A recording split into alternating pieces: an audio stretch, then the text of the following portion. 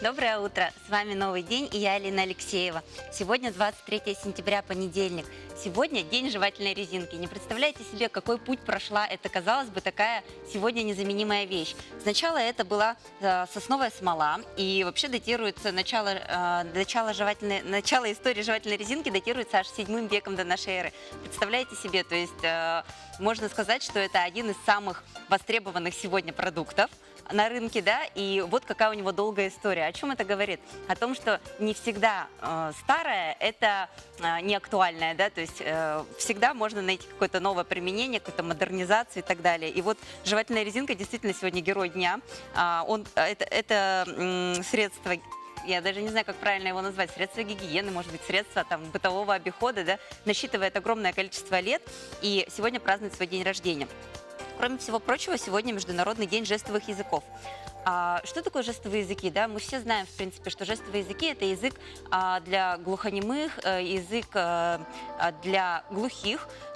И оказывается, они отличаются между собой. Представьте себе, что жестовые языки во всем мире делятся всего на 3 группы. То есть, если мы говорим о том, что мы говорим на русском языке, а кто-то говорит на английском языке, а кто-то говорит на французском языке, то жестовые языки, они по всему миру отличаются всего, не сильно, скажем так. Да? Есть несколько групп жестовых языков, и люди, умеющие общаться на языке жестов, могут свободно общаться с представителями других стран. Вот такое интересное наблюдение. И сегодня день этого языка.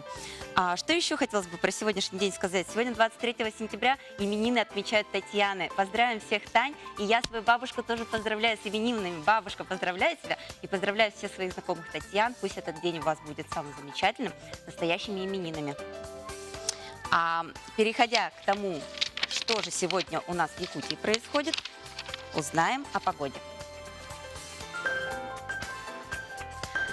По данным Якутского управления по гидрометеорологии и мониторингу окружающей среды, в центральных Улусах плюс 3 градуса, днем плюс 5, плюс 3. В Заречье в 6 часов утра была зафиксирована температура плюс 4, плюс 2 градуса, днем плюс 9, плюс 5. В южных Улусах минус 1, минус 2 в 6 утра и днем до 3 градусов тепла.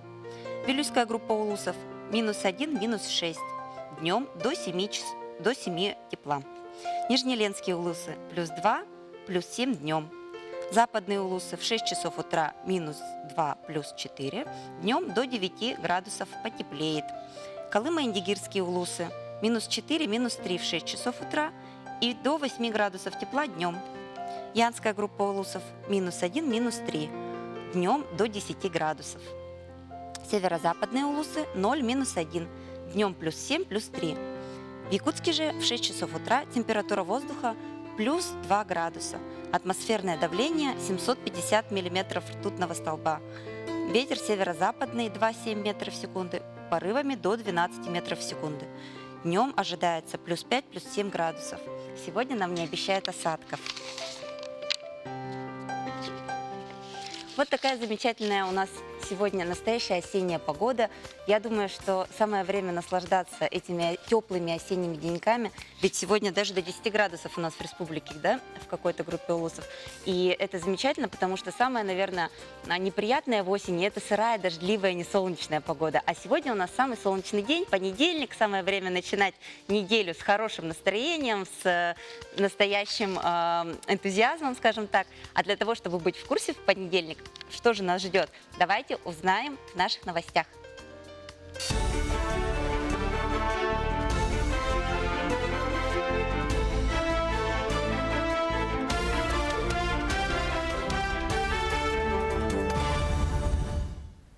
В эфире новости, в студии Кристина Якупова. Здравствуйте.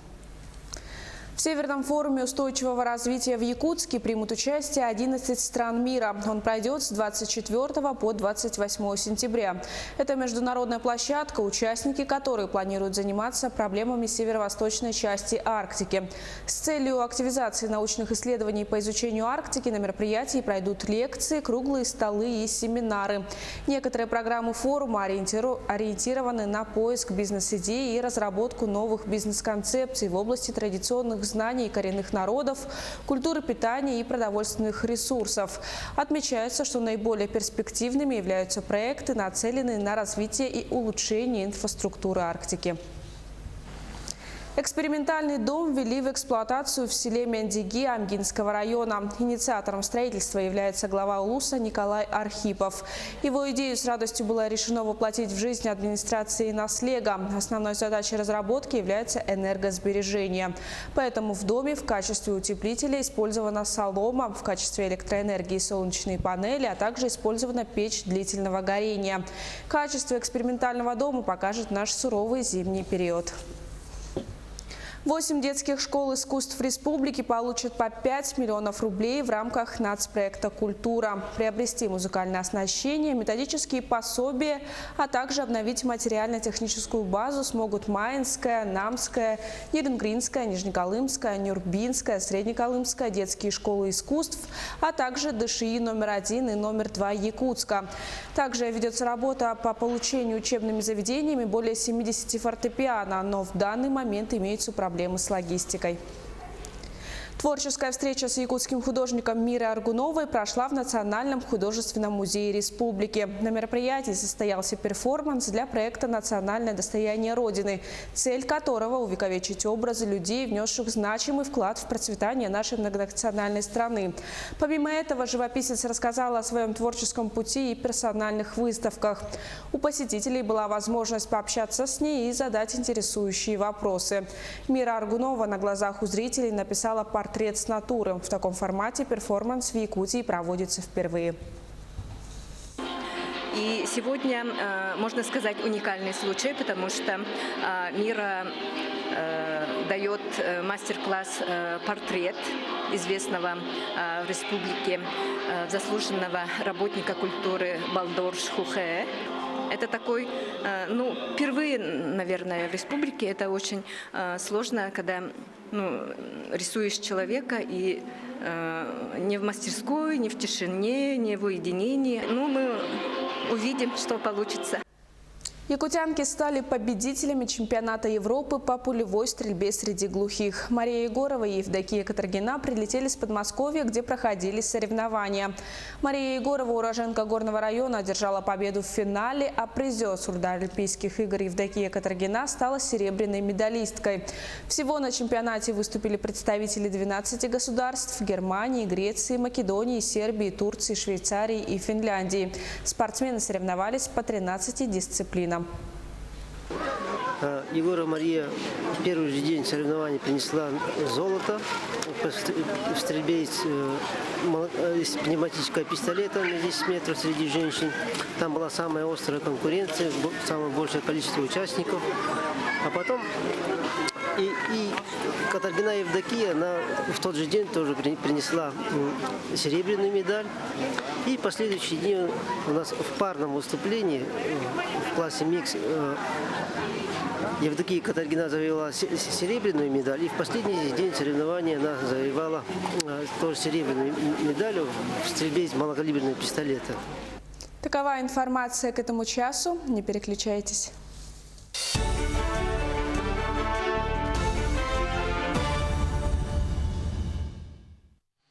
Спасибо за замечательные новости нашим коллегам из новостной группы.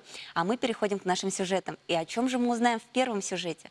Мы узнаем об искусстве. Мир искусства велик. Каждый день он открывает нам новые работы, новые направления, новые имена. Давайте же начнем понедельник с погружения в искусство, с нашего культурного обогащения и познакомимся с серией фольклорных работ скульптора Прокопия Ивановича Добрынина в нашем сюжете. Национальный художественный музей открывает в новом сезоне выставку, посвященную самому древнейшему жанру изобразительного искусства – анималистики. И представляет его мотивы, знаки, символы в графике, в живописи, в фарфоре и в скульптуре. Но сегодня мы хотим обратить свой взгляд на произведение якутского, русского скульптора Прокопия Ивановича Добрынина, который создал удивительную серию, очень праздничную серию фольклорных работ. Это сказки. Вот мы можем посмотреть «Иван Царевич на сером волке», «Красная шапочка и серый волк», «Жар-птица». Он работал в своей такой излюбленной технике, как майолика. Это обжиг глины, покрытый глазурью. И все его произведения, они пленяют красотой, они манят. Удивительный, даровитый художник, скульптор, который вот в этой технике он показывает всю декоративность, всю красоту этой техники и предстает перед нами очень ярким, даже недюжинным колористом. Вообще эта выставка, анималистика, она, конечно, будет более, наверное, близка детям, поэтому мы приглашаем всех учащихся, детей на эту выставку с родителями. Мы создали такую творческую мастерскую, в которой каждый ребенок, каждый взрослый может ощутить себя тем же скульптором, тем же художником, создать свое произведение. И, ну, а если взрослый, то, конечно, для него это будет еще такой способ окунуться в детство. Ну, и мне очень хочется сказать словами немецко-французского скульптора Ганса Арпа, который говорил, что суть скульптуры входить на цыпочках легко, как следы животного на снегу. Ну и задача анималиста – это, конечно, достоверно показать животного, его фактуру, но и наделить еще его характеристиками, характером, можно сказать, очеловечить его.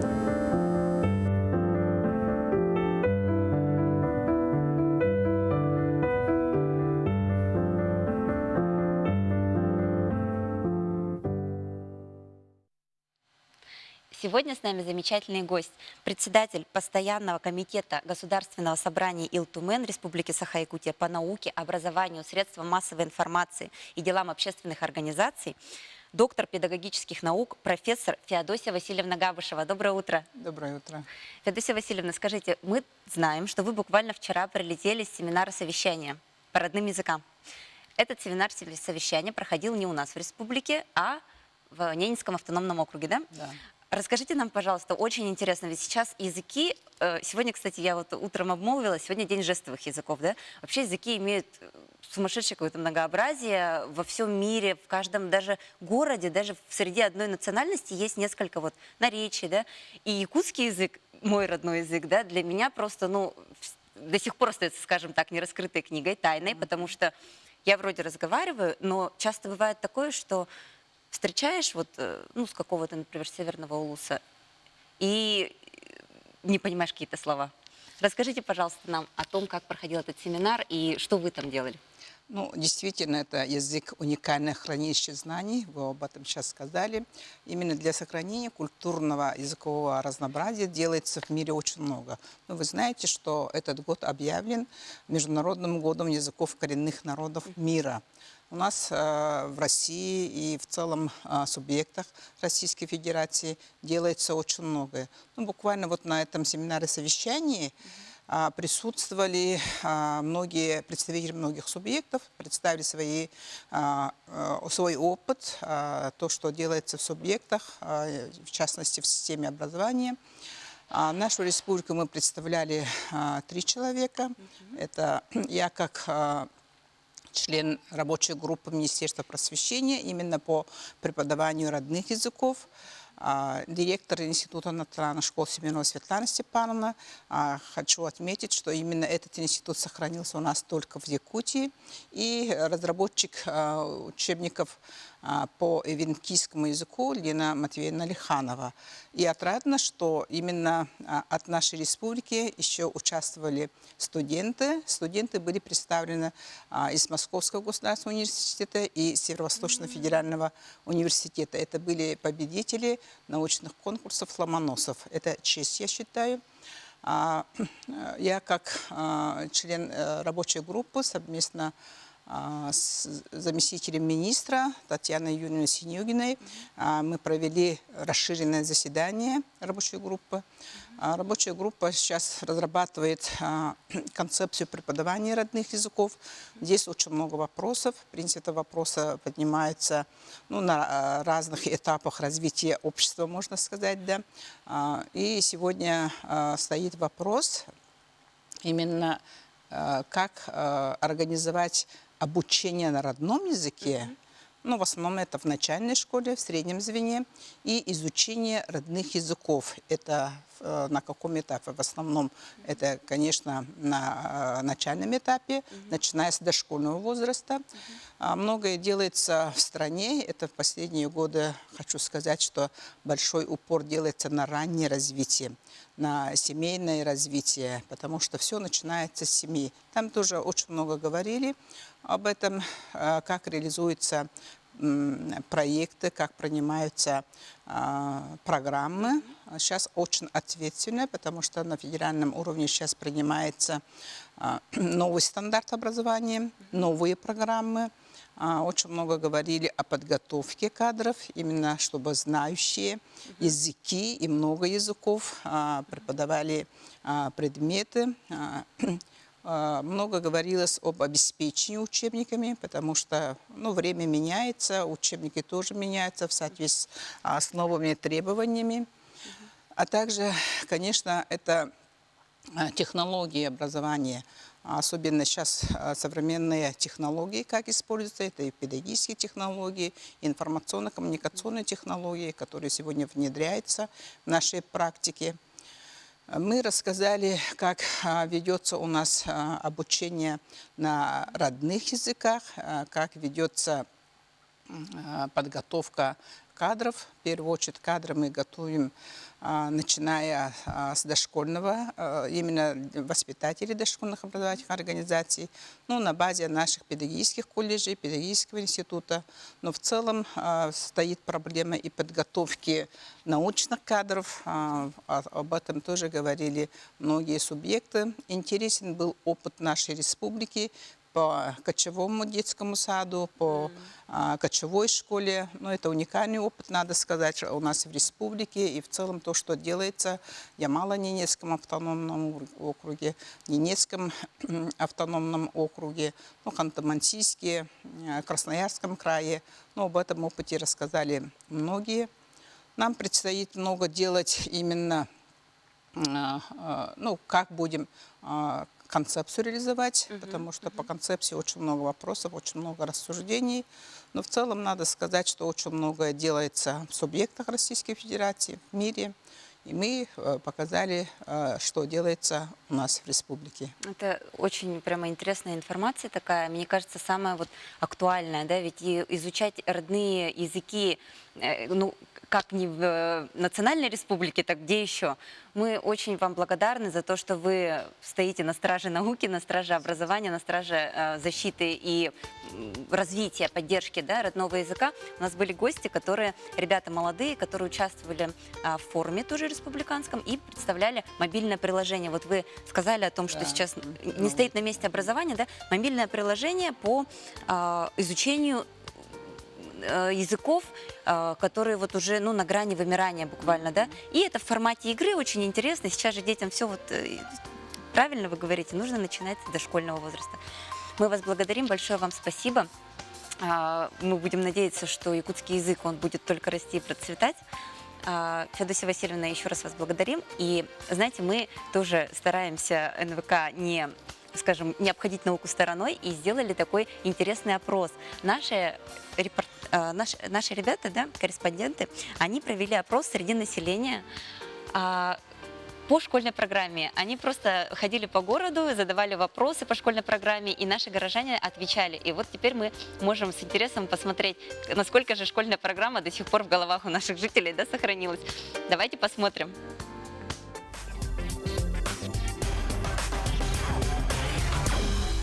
Какой материк омывается всеми 4 океанами? Азия, Антарктика или Австралия? Вроде бы Австралия. Евразия. Евразия. Евразия. Материк. Евразия. Евразия.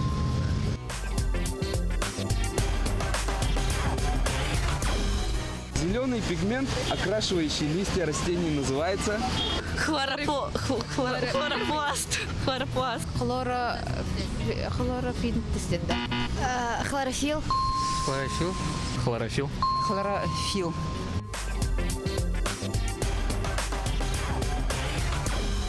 Сколько планет в Солнечной системе? Солнечной системе сколько планет? Да. 9. Наша Солнечная. Наши эти Юпитер и все такое. Да. Где-то 10, наверное, их, да? 9, если Нептун считать. Было Плутон, 9. то есть считать, если. Да. Без Плутона 8. 9, 8, 9.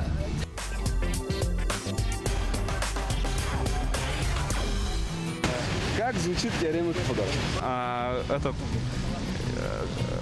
Сумма катетов, которая в корне, квадратов катетов в корне, которое равно Квадрату гипотенузы. Теорема Пифагора, да. Квадрат гипотенузы равен сумме квадратов катетов.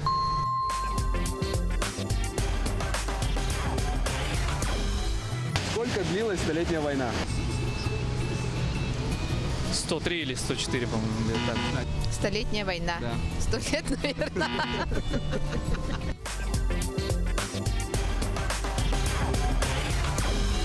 Сколько морей омывает нашу республику? Один, не знаю. Нашу республику 1. 3, 2. Лаптевых, Восточно-Сибирская и все, по-моему.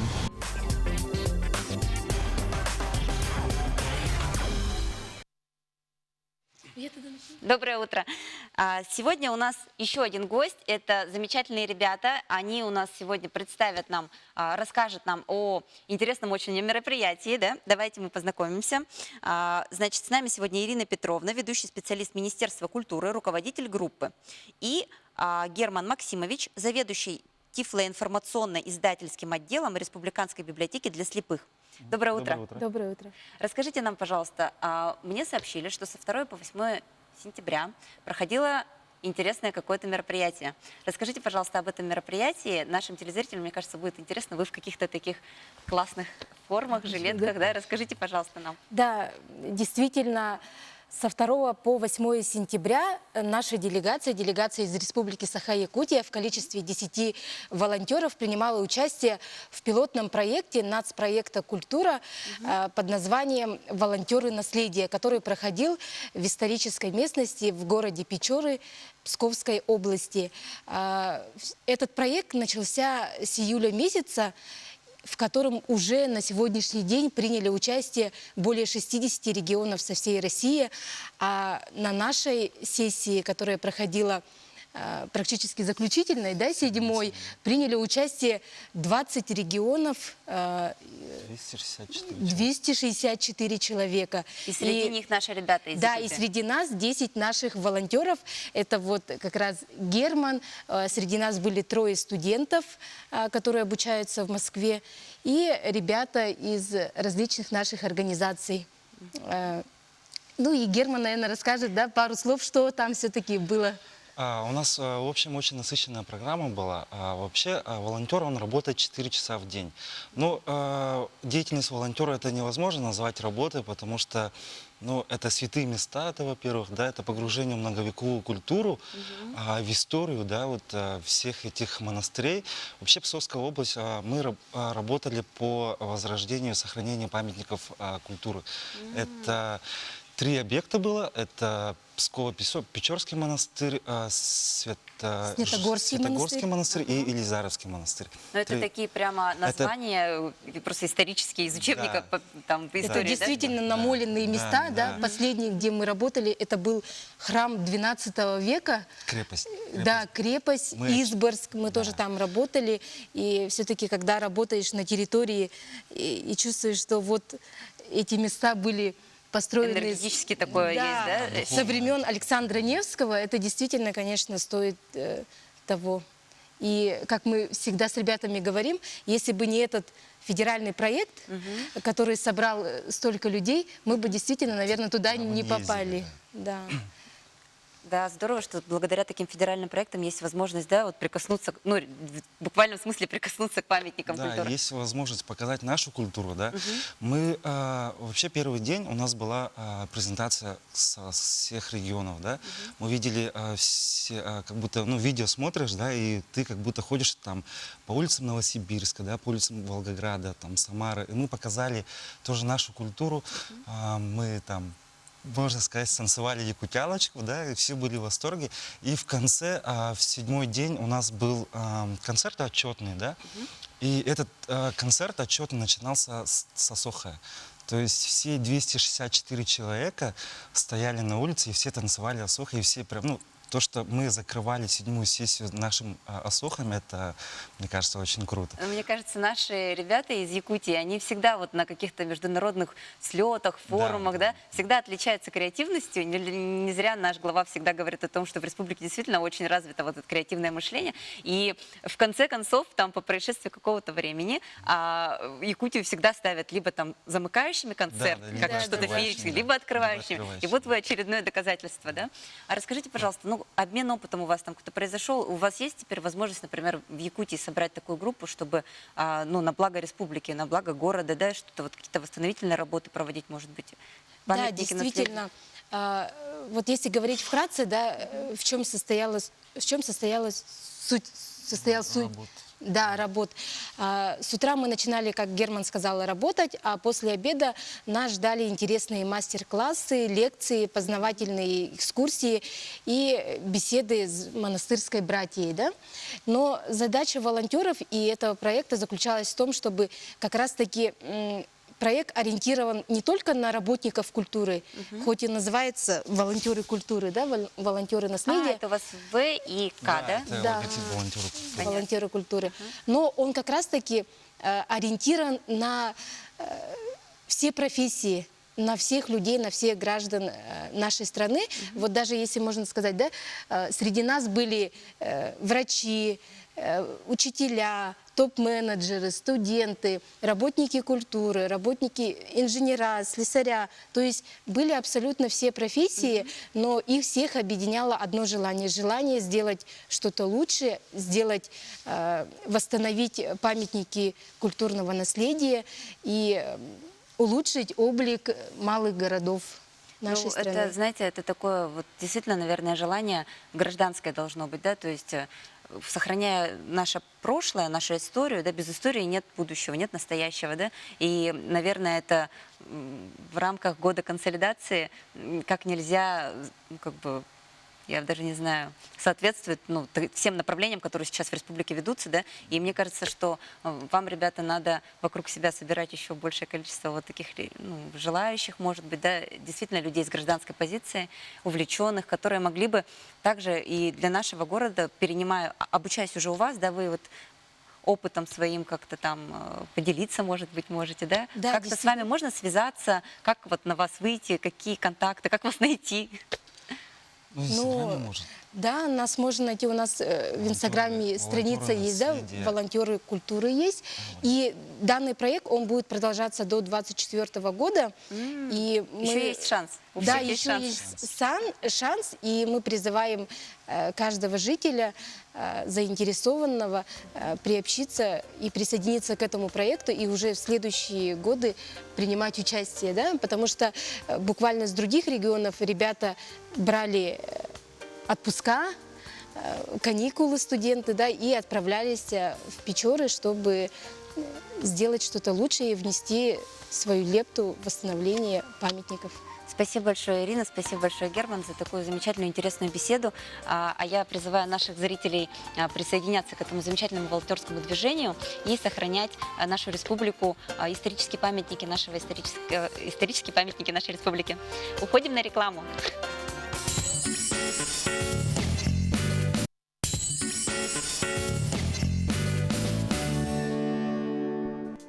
Доброе утро всем, кто сейчас подключился к нам на НВК Саха. С вами «Новый день» и я, Алина Алексеева. Наверное, сейчас в Якутии все сидят, завтракают. Мы желаем вам приятного аппетита. Как следует подкрепитесь. Впереди долгая неделя. Сегодня только понедельник, 23 сентября. Сегодня погода обещает быть теплой, бездождливой. Поэтому, пожалуйста, прогуляйтесь сегодня обязательно пешком. Переходим к нашей новостной рубрике.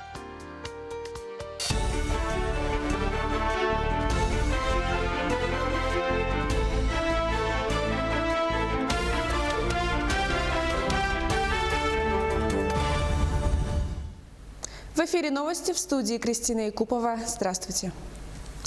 В Северном форуме устойчивого развития в Якутске примут участие 11 стран мира. Он пройдет с 24 по 28 сентября. Это международная площадка, участники которой планируют заниматься проблемами северо-восточной части Арктики. С целью активизации научных исследований по изучению Арктики на мероприятии пройдут лекции, круглые столы и семинары. Некоторые программы форума ориентированы на поиск бизнес-идей и разработку новых бизнес-концепций в области традиционных знаний коренных народов, культуры питания и продовольственных ресурсов. Отмечается, что наиболее перспективными являются проекты, нацеленные на развитие и улучшение инфраструктуры Арктики. Экспериментальный дом ввели в эксплуатацию в селе Мендиги Амгинского района. Инициатором строительства является глава Улуса Николай Архипов.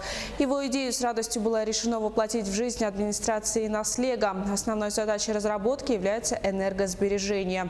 Поэтому в доме в качестве утеплителя использована солома, в качестве электроэнергии солнечные панели, а также использована печь длительного горения.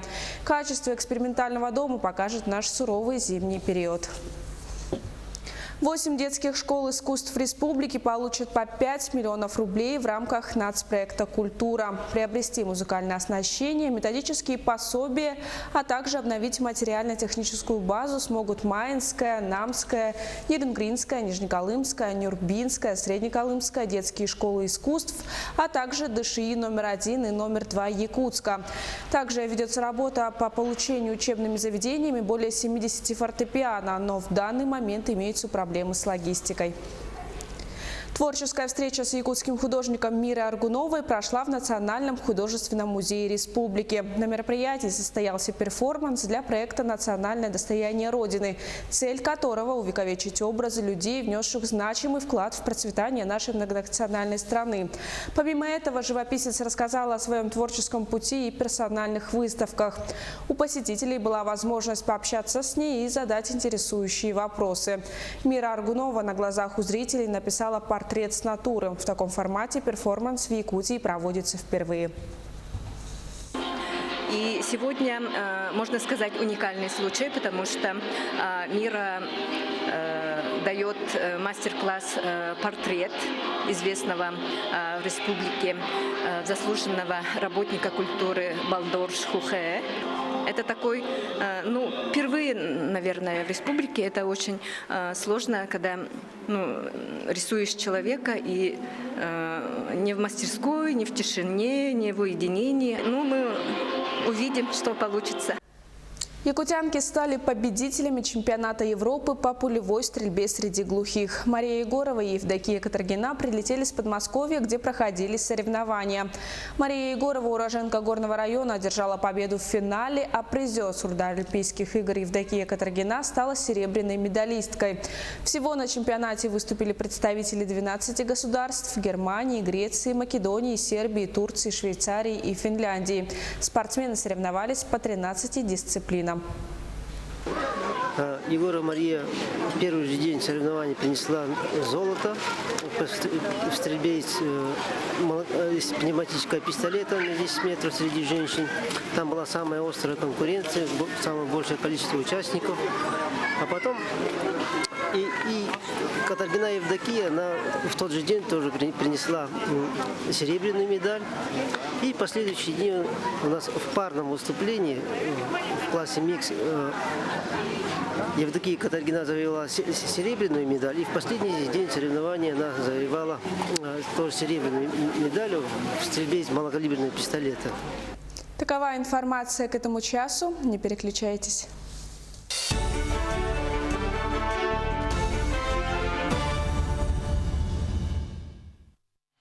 А у нас в гостях еще одни гости, замечательные представители юнармии. 24-27 сентября будет проходить шестой республиканский слет, посвященный 75-й годовщине Великой Победы и Дню государственности Республики Саха-Якутия и году консолидации. Да? Расскажите нам, пожалуйста, я вас не представила, извиняюсь. Сегодня с нами заместитель директора по профильной работе Якутской кадетской школы Павел Маякунов и методист-инструктор Республиканского ресурсного центра военно-патриотического воспитания Республики Саха-Якутия Самсонова Айгы Иннокентьевна, а также юнармеец Бахирев Кирилл которому всего 17 лет, да? Да. Расскажите нам, пожалуйста, про это мероприятие, которое ожидается. И вообще, наверное, нашим телезрителям будет интересно узнать, что такое юнармия, как этот проект реализовывается, в каких проектах вы участвуете, да? Возможно, республиканских, может, каких-то федерального уровня проектах. Так, здравствуйте, уважаемые телезрители. Как уже сказали, у нас будет проходить 6-й республиканский слет юнармии. Вот, этот слет у нас проводится 6-й раз на нашей республике силами Министерства по молодежи. Вот. Ну и, как вы слышали, движением юнармии. Движение юнармии у нас в республике движение молодое. Вот, было запущено в свет под началом министра обороны Сергея Кужугетовича Шойгу. Вот, он является идейным вдохновителем этого движения. Вот, в движение юнармия входят школьники, а также молодые люди в возрасте до 30 лет. Вот. Это могут быть студенты различных вузов и среднеспециальных учебных заведений, а также школьники. Слет юнармии в этом году будет проходить на базе Якутской кадетской школы-интернат. Почему именно на базе Якутской кадетской школы-интернат? Так как в этом году с 1 сентября на базе Якутской кадетской школы-интернат действует Республиканский ресурсный центр военно-патриотического воспитания по республике Саха-Якутия, вот, который начал работу, и получается это уже первое мероприятие, которое будет проводить ресурсный республиканский центр. Вот, и с нами сидит методист Айгы Самсонова, которая будет работать именно на этом слете. Вот, и сейчас маленько расскажет именно по количеству и кто будет принимать участие. Так, всего участвует 19 команд из 11 муниципальных районов. Всего охвачено 190 участников, то есть это 150 юношей и сколько там было? 58 девушек. Девушки тоже могут, оказывается, быть, да, в юнармии состоять? Юнармия это не означает, что ребенок у нас полностью занимается военным делом. В юнармии есть несколько направлений. Там есть такие направления, как духовно-нравственное направление, есть военно-патриотическое направление. Вот так, на нашем слете тоже представлены такие направления. На слете у нас будет обязательно такие элементы, как конкурс песни и строя.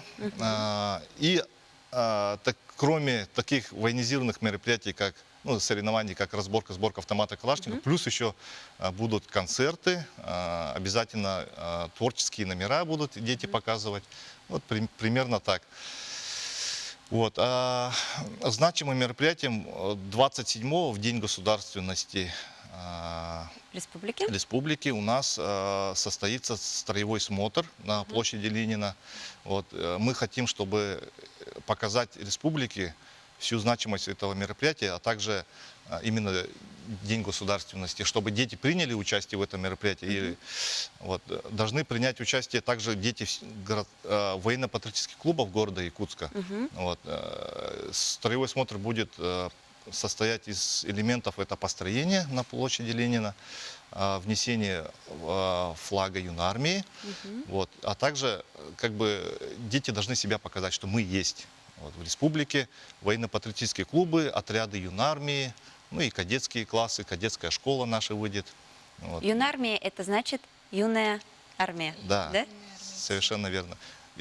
Юнармия – это движение всероссийское, вот, а в нас в республике движение мы подхватили примерно в 2016 году, Первым председателем юнармии был Анатолий Храмов, вот, который сейчас является военнослужащим и служит в Москве в частях, сейчас скажу, по-моему, инженерных войсках он, по-моему, служит. Вот. Далее подхватил я это движение. 1 год я это движение вел. Вот. И на данный момент председателем по республике Саха-Якутия движения юнармия является директор Якутской кадетской школы-интернат Алексей Александрович Корякин. Вот. Поэтому сейчас движение считается пока молодым вот, и только-только развивается. Но набирает обороты все сильнее и сильнее. Давайте спросим у Кирилла, ты как давно состоишь в юнармии? Я состою в юнармии 1,5 года только. Ну, не только. Если тебе 17, то 1,5 года это вполне довольно долго. Я как бы подхватил, когда только-только заехал в якутскую кадетскую школу. Получается, поступил в школу, да, кадетскую, и сразу вступил в ряды юнармии. Да. Скажи, вот насколько ты чувствуешь, ну, сколько у тебя много друзей там появилось, насколько ты вот, может быть, обогатился в плане там понимания военного дела и так далее? Тебе вообще нравится учиться? Мне, да, нравится. В частности, это как бы из таких частей ты берешь как бы жизненный опыт. Он может, в частности, пригодиться в жизни. А вообще планируешь ты как? Вот закончишь ты, например, кадетскую школу, что у тебя дальше в планах? Какие планы у тебя на дальнейшую жизнь? Я сдам экзамены в этом году, ЕГЭ, и буду учиться, ну, поступать в якутский, ну, колледж, короче, дальневосточный. Дальневосточный колледж, а на какое направление? Айтишник, компьютерщик. Ничего себе. Это прямо как в каких-то голливудских фильмах, да? Да, айтишник, военный. Но это на самом деле такое хорошее комбо получается, да? Да, да. Вот Сейчас... юнармейцы, да, это, я когда этого сказал, это не только военные, да, это у нас всесторонне развитые личности, вот, которые могут и в компьютерах разбираться, и, в принципе, и с автоматом на защиту Родины стать, ну и песни спеть, и танцевать, и как бы всесторонне развитый человек. И Родину защитить, да. Да. Спасибо вам большое за то, что занимаетесь таким замечательным делом в нашей республике, да, поддерживаете. Спасибо Кириллу за то, что у тебя такие дальновидные планы, да. Благодарим вас и за учебную работу. Давайте заниматься, давайте 27 числа все придем, посмотрим, да, и вдохновимся. А мы сейчас прощаемся с нашими гостями и переходим к рекламному блоку.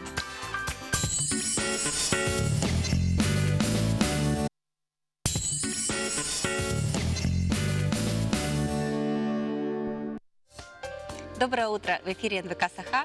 И давайте на 23 сентября узнаем, какая погода нас сегодня ждет. По данным Якутского управления по гидрометеорологии и мониторингу окружающей среды, в центральных улусах в 6 утра было плюс 3 градуса. Днем ожидается для плюс 5. В Заречье плюс 4, плюс 2 градуса. Днем плюс 9, плюс 5. В южных улусах минус 1, минус 2 в 6 часов утра и плюс 3 днем. Вилюйская группа улусов минус 1, минус 6 в 6 часов утра, плюс 7, плюс 6 днем. Нижнеленские улусы плюс 2 градуса в 6 часов утра и до 7 градусов тепла днем. Западные улусы минус 2, плюс 4 в 6 часов утра, плюс 9 градусов днем. Колымо-Индигирские улусы минус 4, минус 3, днем плюс 8, плюс 2. Янские улусы минус 1, минус 3 утром и до 10 градусов тепла днем. Северо-западные улусы 0, минус 1 в 6 часов утра и до 7 градусов потеплее днем. В Якутске в 6 часов утра температура воздуха плюс 2 градуса. Атмосферное давление 750 миллиметров ртутного столба. Ветер северо-западный 2,7 метров в секунду с порывами до 12 метров в секунду. Днем ожидается до 7 градусов тепла.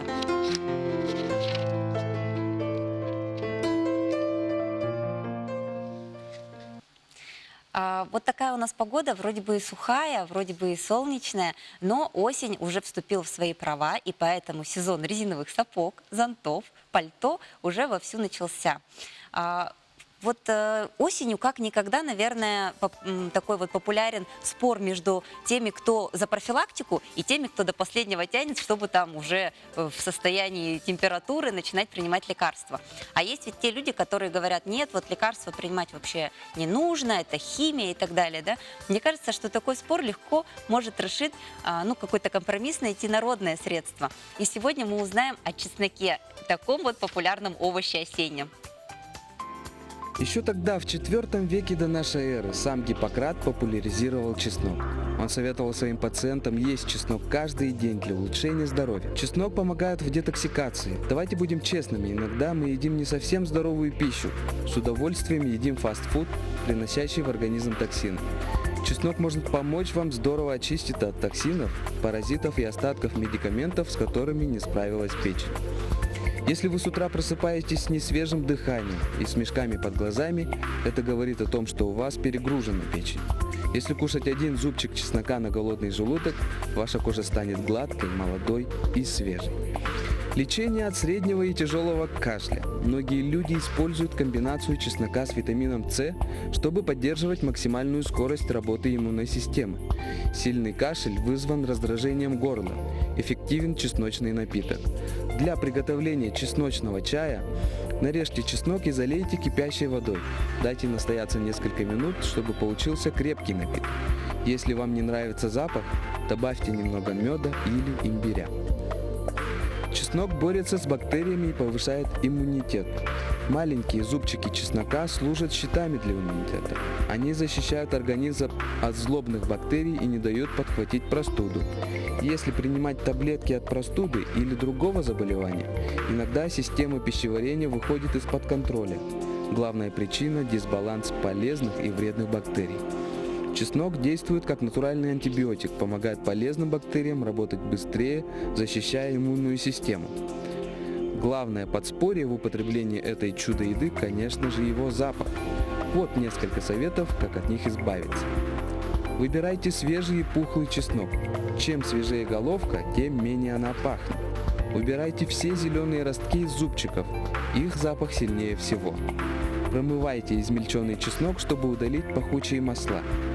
После чеснока выпейте йогурт или выпейте стакан молока. Оба помогут освежить дыхание. И, конечно же, чистите зубы, чтобы убрать все остатки зубов.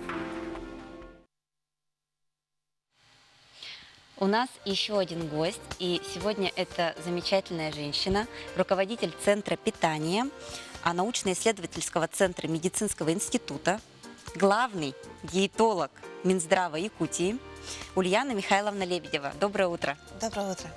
Ульяна Михайловна, вот только что мы посмотрели с нашими телезрителями сюжет о чесноке, да, ну как о продукте, о том, что вот здоровье и еда все-таки неразрывно связаны. Не зря ведь говорят, что мы есть то, что мы едим. Да. К вам, как к диетологу, наверное, самый такой вот животрепещущий вопрос. Что нужно кушать, как нужно правильно питаться, да? И самое главное, вот выглядеть так же замечательно, как вы, чтобы всегда, прям при любой ситуации, даже в наше утреннее время. А самое главное, насколько, вот такой более глобальный вопрос, наверное, да? Насколько питание влияет на здоровье нации? Я думаю, все это вопрос вот именно вам. Ну, спасибо большое за комплимент. Да. И действительно, вот из внешнесредовых факторов вот основу здоровья формируют разные же факторы. Ну, например, воздух, питание, почва, да, в котором мы обитаем, проживаем. И среди них, ну, основным является фактор питания.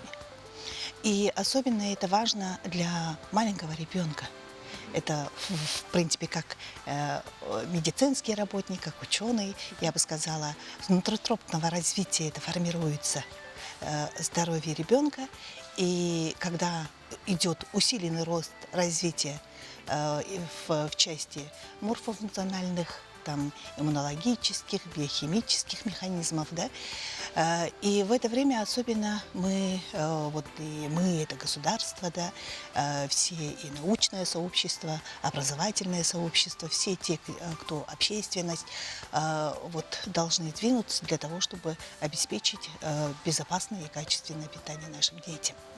В связи с этим, ну, в последнее время очень актуализирована тема, да, и школьного питания, детей в детских садах, новый законопроект, да? Грудного вскармливания, да, по поводу нового законопроекта, который разрабатывается Государственной Думой, да, и очень много, ну, сейчас востребованы в разные мероприятия, в которых мы выступаем. И, кстати, благодаря тем вот нашим разработкам, да, которые идут с 2008 года, когда впервые мы по госзаданию Министерства образования Республики, вот Феодосии Васильевны Габышевой, да, и вот выполнили первое исследование, да, исследование по изучению фактического питания, пищевого поведения, пищевых привычек среди детей в разных зонах республики нашей. И как раз вот те результаты, они явились обоснованием для формирование документов по внедрению федеральной программы модернизации школьного питания с 2010 года. И сейчас мы работаем в рамках реализации пилотного проекта «Школьная медицина», который ведет Министерство здравоохранения Республики Саха-Якутия. Да, и в рамках вот этих всех пилотных проектов, да, результатом сейчас вот явилась наша победа, разработаны единые подходы, рационов, да, региональных, включением местной продукции и национальных блюд, даже можно сказать. Это в школьное меню? Да, в школьное и дошкольное. Вот 3 вида региональных меню мы выпустили, согласованную с управлением Роспотребнадзора, главным санитарным врачом Маргаритой Егоровной Игнатьевой.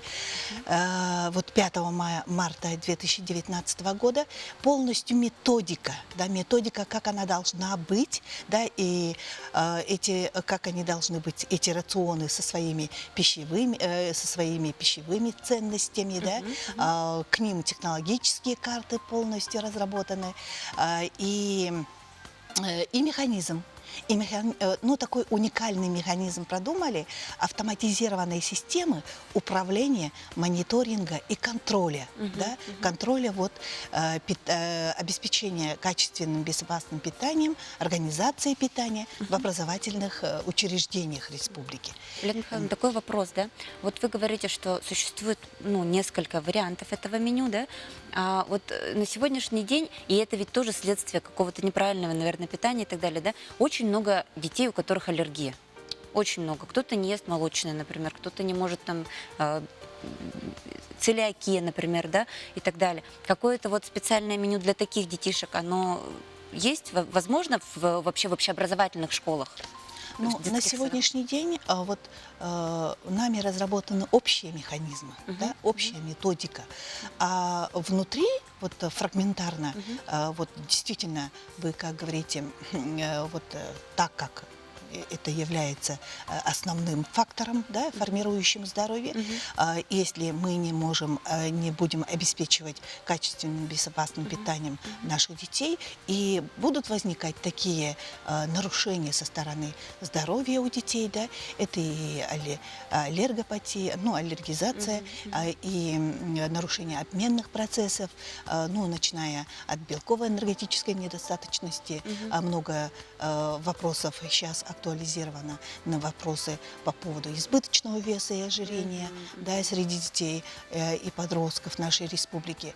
Вот как раз по этому поводу ну, где-то с начала следующего года будет реализован проект Всемирной организации здравоохранения исследования КОЗИ, да, по выявлению распространенности детского ожирения. Мы тоже входим в состав пилотных проектов по выполнению этих исследований, обследований, да, и да, много дефицитных состояний, но это йод дефицитный, это эндемичный регион наш, эндемичным регионом является, много желез дефицитных состояний, которые влекут за собой в развитием анемии, да. Это такая целая, да, настоящая научная работа. И знаете, вот в 2014 году в России организован офис Всемирной организации здравоохранения. И как раз 3-4 июля проходил семинар совещания, да, итоговый, вот в Москве, и как раз вот в рамках таких региональных опытов, инициатив продвижения здорового питания и физической активности у меня состоялся доклад в рамках этого семинар-совещания. И оно подается, вот питание, да, обеспечение, ну, питание, вопросы питания, они подаются сейчас с точки зрения профилактики неинфекционных болезней, то, о чем вы говорите, вот и неинфекционных болезней, ну, над которым мы все медицинское сообщество работает, общественность, да, и это сахарный диабет, да, болезни органов кровообращения, артериальная гипертензия. В общем, весь букет, все, чем мы болеем, да? Елена Михайловна, мы вас благодарим благодарим за замечательную информацию. Я думаю, все мамы сейчас обрадовались. Но в том числе не нужно забывать и о своем здоровье, да, как вы говорите, все начинается с утроба мамочки. То есть как кушают мамочки, так кушает и ее ребеночек в утробе. А потом вы уже побеспокоитесь о том, чтобы у нашего ребенка было правильное питание. Спасибо вам большое. А мы с вами уходим на рекламный блок.